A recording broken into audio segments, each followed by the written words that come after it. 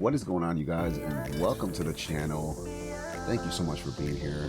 This is your boy Gamers, and welcome to Gamers Land. So it's been about a week since we made a video. I've been a little tied up with the work, so I figured I'd catch up on a lot of this Battlefield news. And even though I'm sure you guys have heard some of it, we're going to get into it either way here today. So without any further ado, let's get right into it. Let's start with some of these smaller news here. One of the biggest hits that Battlefield is taking is every time they come out with a weekly mission.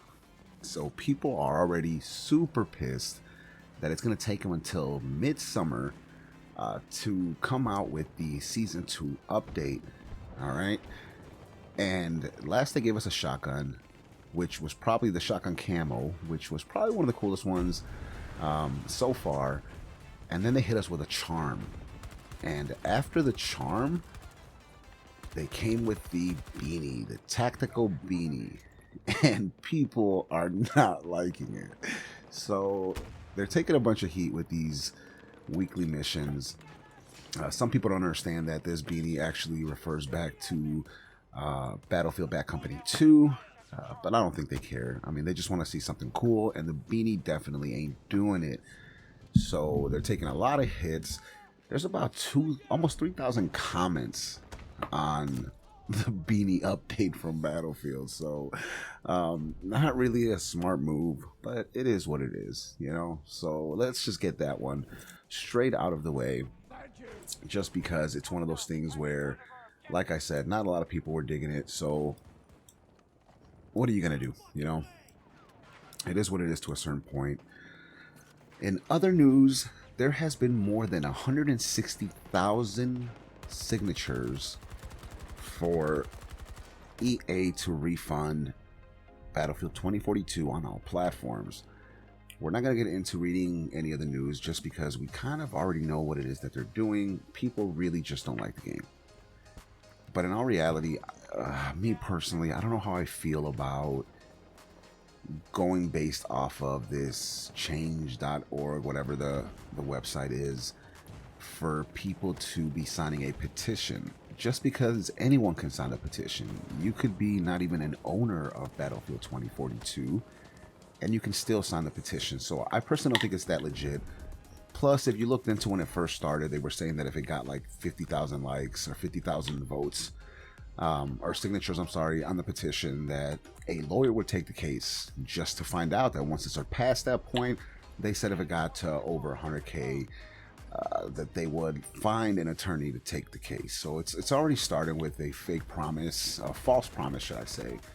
So we can't just take this serious. I mean, if you're playing Battlefield, then you'll know that the game, even through its many bugs, is still a functional game. Just because it doesn't have all the content that everyone wants, it's not really to the point where it's unplayable. That is far from the truth. I feel bad for all those that truly are having such issues where they can't play the game, but coming from someone that still plays, even if though I haven't had time to make a video, I still take at least an hour to, you know, every 2-3 days lately to jump on the game and just keep my feel for it.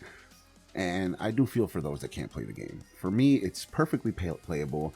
I've been kicked off the game one time, and I think maybe a good 5-6 times I've had an issue connected to a lobby where I'll just back out, get back in, and it'll put me right into a game. So I don't know how this is going to work, but good luck to all those that want a refund. I'm personally fine with it. I know the game needs a lot of work, but I'm not one of these people looking for a refund. So let's go ahead and skip away from that and get into some of the juicier news that's been coming out lately. And that is that Battlefield 2042 had a town hall call, and they finally acknowledged the disappointing launch of Battlefield 2042. So if we look here on Tom Henderson's little news or article he made, you see that it was held on February 15th, so this was just yesterday.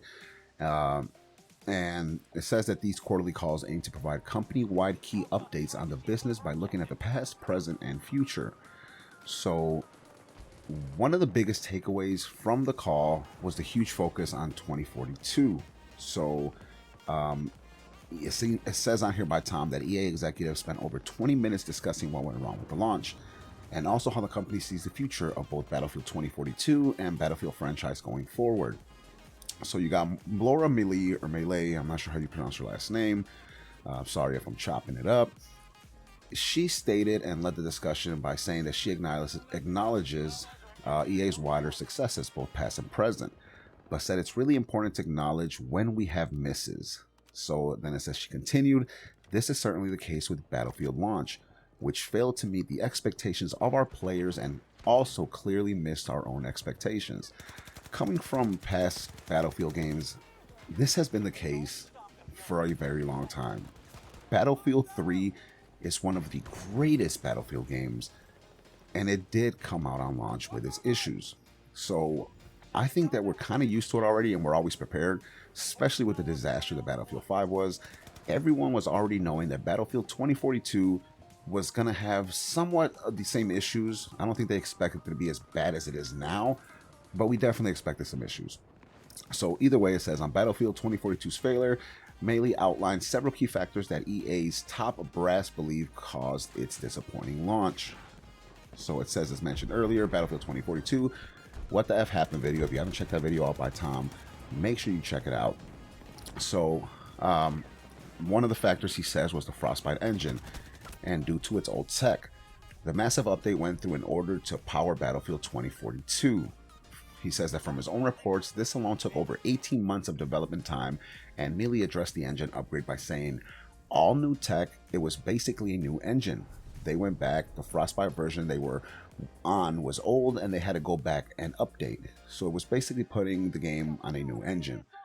It says that another major reason for the failure of Battlefield 2042, put forward by management, and which shouldn't be a surprise, is the work from home environment. So basically COVID.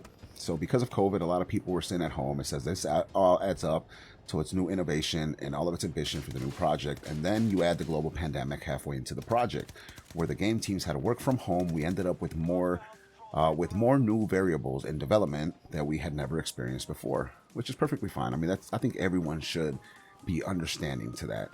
According to Melee, after the Battlefield beta last summer, EA received a lot of feedback concerning bugs and unpolished areas of the experience. However, there was also substantial amount of positive feedback from players, which I believe so, because if you played the beta, the second you dropped on the map, it was nice. It was something you hadn't seen in Battlefield before. The maps were different. It was something new. And people have been waiting for Battlefield 2042 for a few years now, so of course there's going to be some positive feedback. So she keeps on saying that players saying this feels like a Battlefield. Battlefield is back. This is my Battlefield. So we had to embolden the team, it was said. So she also says that it was revealed that Battlefield 2042's bug count ratio ended up being in historic levels for DICE. And Mox reviews prior to launch were in the high 70s to low 80s. So they had a bunch of bugs and they knew it. Apparently it's been the highest amount of bugs they've ever had. Following the game's launch, DICE rolled out its Day 1 and Day 0 patches to get the bug count down further. On this, Melee continued and said that Battlefield 2042's launch and patches meant the game was stable and the early critical reception was good. However, according to EA, things took a turn, and that turn was, as she clears her throat, the surprise release of Halo Infinite multiplayer. And Tom says that he wishes he was joking. So this is where they should have just kept that out, because now the amount of news that's all the titles say is, let's check them out. We got this from Battlefield 2042 News. It's just a Twitter account that stays up on Battlefield News. EA have partly blamed Halo Infinite's launch for Battlefield 2042's failure. If you do a simple other news articles that you look up, and this one was from, I didn't pay attention when this one came from, but it's report EA executives blame Halo COVID for Battlefield 2042's failure. If you look at PlayStation, this little news thing, Battlefield 2042's failure due to the surprise release of Halo Intimate multiplayer. And one simple Google search, look at all these reports. Executives blame Halo, Battlefield 22 failure due to surprise release of Infinite Halo. Managers explain on Reddit they avoid why Reddit isn't relevant. That's a whole different story. We'll get into that video another day. So either way, I mean, it's nonstop. Just that's all people are going to focus on, is the fact that they said that the surprise release of Halo messed up their launch, you know, which I don't know. I don't even know why they said that. So anyway, it says, according to Mealy, the comparison between both games was not favorable because Halo Infinite was a very polished title, whereas Battlefield 2042 contained bugs and wasn't as polished. So it says the game's poor Steam reviews were put down to PC players having a performance cap, which players on Steam found upsetting. In addition, negative player feedback overall was focused on 3 key areas, which EA would further elaborate on: bugs in performance, game design and future choices, the game not aligning with player expectations. Turning to the future, Mealy proceeded to explain what the company has since learned in those 3 areas and what actions will be taken to improve upon them. On the bugs and performance, EA acknowledged that the company has historically had bug issues with DICE game at launches, and that the bug count for Battlefield 2042 did fall into the range that they would have expected when compared to other launches. So it was believed that the issues would be manageable, with Mealy reiterating Andrew Wilson's comments from EA's last quarterly Earth services that they usually bounce back. That's pretty much what she's getting to, that even though they have a lot of bugs, they usually bounce back from them. However, Mealy, whatever her name is, acknowledged that the player expectations have changed when it comes to live service games, and that it wasn't the right choice to remain anchored to the company's standards in comparison to previous DICE games. Pretty much stating that now that people expect more, it really wasn't the smartest move to say, hey, I know we got a lot of bugs, let's put the game out anyways, and we'll take care of them as the game lifespan continues. You know, they pretty much admitted that we're not taking that no more as players. Turning to Battlefield 2042's design and feature choices, the lack of a scoreboard and VoIP as well as the specialist system were mentioned for a brief moment, and Tom just goes on elaborating that they already know the improvements and addition in these areas will be coming in future months. Player testing was also referred to, and how the game did not align with player expectations, with her saying, clearly we didn't go wide enough with different player segments, and we certainly didn't go deep enough with the game, so we did not bring players along with us, which is a big miss for the development cycle and the process of this game, which is 100%. You have to have normal people playing the game and testing it for you, and if you're not doing that, then how are you going to know what's good and what's bad? Because it doesn't matter if not everyone's going to think alike, but if you know Battlefield and you like Battlefield, your input is going to kind of resemble everyone else's input, because there's certain key factors of Battlefield that everyone loves. So at the end of the day, they should have really stuck to a lot of player testing and got their feedback on it, and I think that would have made such a big difference. And then it says that Byron Bede and Rebecca Kudis and Christian Grass all gave their own thoughts on Battlefield 2, and pretty much that they were just pretty much saying the same thing that they said during their quarterly meeting or call. So pretty much at the end of the day, Tom says that on a personal note, overall, he doesn't think that EA either has grasped yet or doesn't understand yet why Battlefield 2042 failed. I think they pretty much have a clear idea, but they should have never mentioned Halo. Honestly, they should have just kept that out of the loop, just because now that's all people are going to focus on, and they're going to presume that now they're just making excuses, which you can't say that they're making excuses, because if Call of Duty would have came out very polished this year, not the trash that Vanguard is, I'm sure they would have mentioned that and said, you know what, Call of Duty came out, it was, you know, around the same, you know, even though it wasn't the same time, but you know what I mean. They would have used another game. They wouldn't have just stuck to just Halo Infinite, because I don't know, I don't hear no one in my circle talking about Halo. Nobody really likes Halo.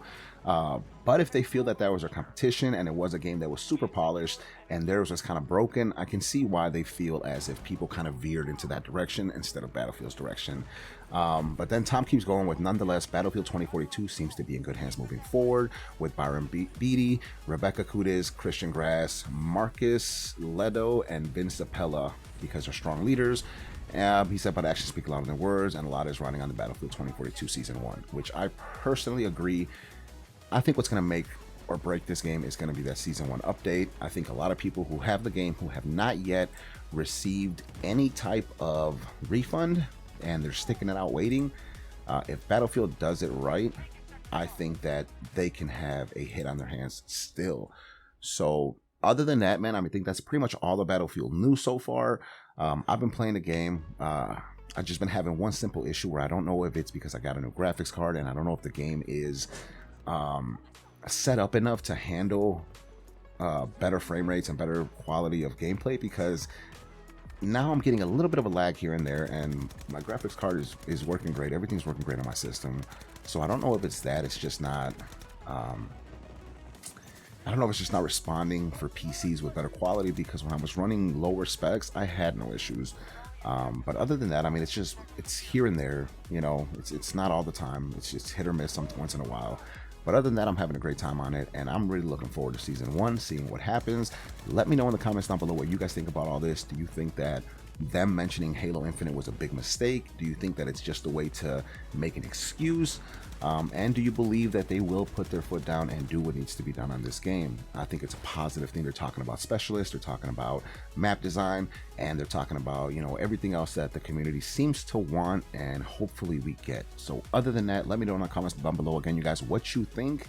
And other than that, thank you so much for tuning in. Please drop a like on the video. It helps a lot. Subscribe if you like what you saw.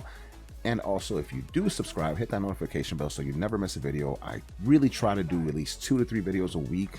Work right now is our busy season, so I get backed up a bit, and I try to stream at least once every weekend.